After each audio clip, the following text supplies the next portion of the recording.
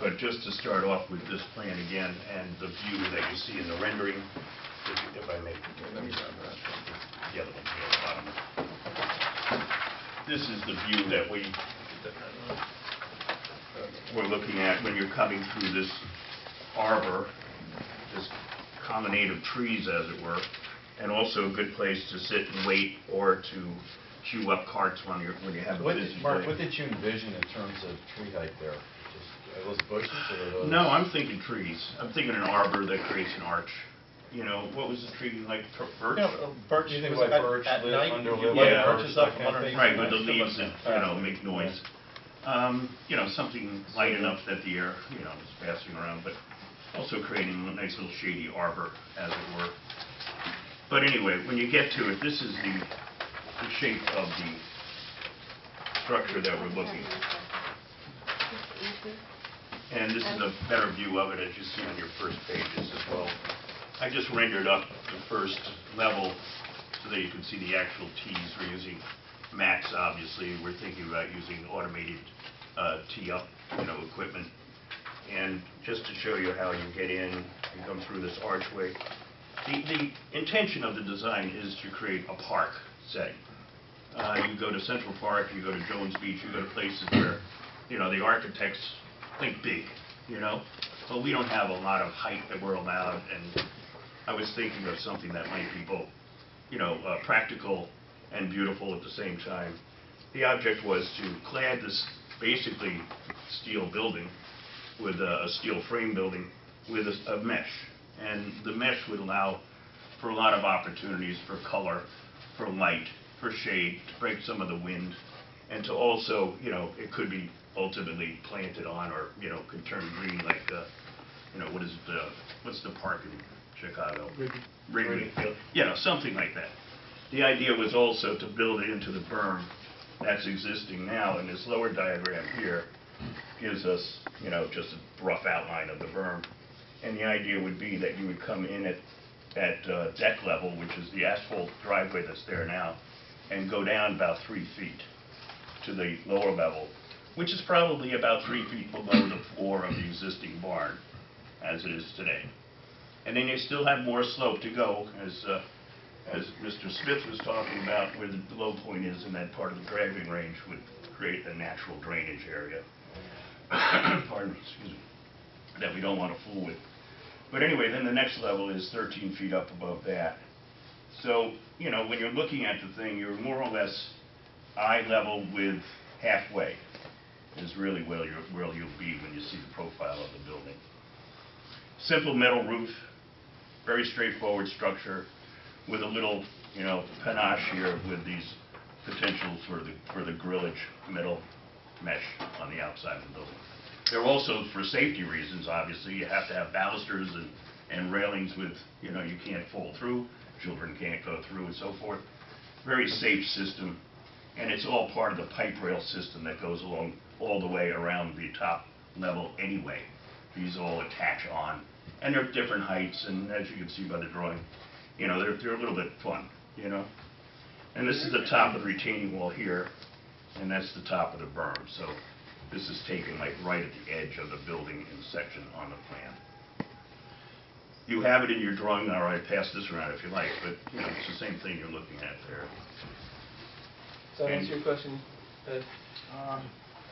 Yeah, so it's basically bottom level. 10 feet higher. The upper level is 10 feet higher than when we hit where we hit now? In probably 9 or 10 feet, yes. Yeah. No more than 10 feet, Okay. Yeah. and hence the extra netting that we need to put in the back to cover that.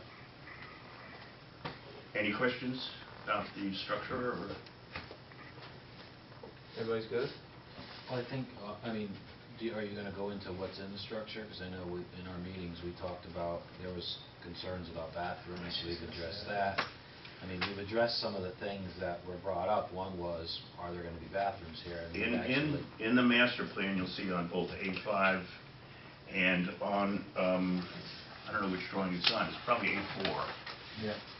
A4 has the potential, a couple of different options for a house for us, for our ball washer and our ball distribution machine, as well as the bathrooms So their bathrooms are shown in A4, I believe. Yeah, right there. So this would be ball washer storage. You lost your set, huh? This end of the table has been... Gave it up. Yeah. Okay, so this is gonna be 3, Mark? 3 bathrooms in there? Yeah, there's 3 in the second option, option B. And- There you are. And the plan was that we would 1, 2, 3. use part And of then the walk-in, barn office, ball washer. for your storage needs. For We gave up a- ancillary offices and storage and so forth. Where we put the picker and the So where they were gonna store it down in this facility, we'll now put it up in the cart barn, so that we freed up space down here Where's the for it's 2 bathrooms? people. we have 3, well, we have 2, we have 3 in there. We have a handicap and a men's and a women's. That way we can get down to a smaller footprint for the 3 bathrooms and still get the required amount, well, I don't know what's required, to tell you the truth, for the programmed amount of toilets. When you say 3, I mean individual person Individual. uses it Yeah, at one 3 time, different right? rooms. Okay. The handicap room now, with the requirements, is a 7 by 7 for 1 hole, you know, so that's pretty restrictive. The design, some of the things that were talked about in the meeting that, which you see, but, you know, this mesh where he talked about things growing, I mean, they actually talked about having this all be covered with ivy. That would kind of grow in this structure where the concern at the last meeting was that we're gonna have this big, ugly, concrete metal building. You're really not. This building could actually almost be alive with plantings and things like that. So that was, you know, that was a concern that we heard, and when we talked, that's, you know, one of the things that we wanted to make sure was covered. Question about the mesh. A golf ball cannot fall through this mesh?